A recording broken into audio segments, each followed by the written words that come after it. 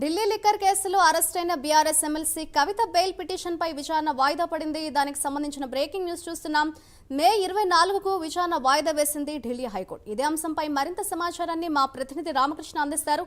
రామకృష్ణ, మద్యం కుంభకోణంలో ఆరోపణలు ఎదుర్కొంటూ తిహార్ జైల్లో ఉన్న కవిత బెయిల్ పిటిషన్ పై ఈరోజు ఢిల్లీ హైకోర్టు విచారణ చేపట్టింది.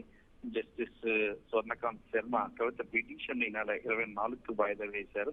మే నెల 14 వరకు కూడా కవిత తిహార్ జైల్లో రిమాండ్ ఉంటారు. మరి ఈ 24కు వాయిదా వేస్తారు కాబట్టి మళ్ళీ కవిత రిమాండ్ కూడా పొడిగించే అవకాశం ఉంది. బెయిల్ విషయంలో రిలీఫ్ వస్తుందా రాదా అని ఒక టెన్షన్ అయితే ఇటు పార్టీ వర్గాల్లో ఉంది. మరి కవిత తరఫున న్యాయవాదులు అయితే మాత్రం అనారోగ్య కారణాలు చూసే బెయిల్ ఇవ్వాలని మాత్రం స్ట్రాంగ్ గా కోరుతున్నారు. ట్రయల్ కోర్టులో ఆల్రెడీ ఈ బెయిల్ కి సంబంధించి ఎదురు తగిన నేపథ్యంలో ఢిల్లీ హైకోర్టును అప్రోచ్ చేయాలి కవిత న్యాయవాదులు. Thank you Ramakrishna.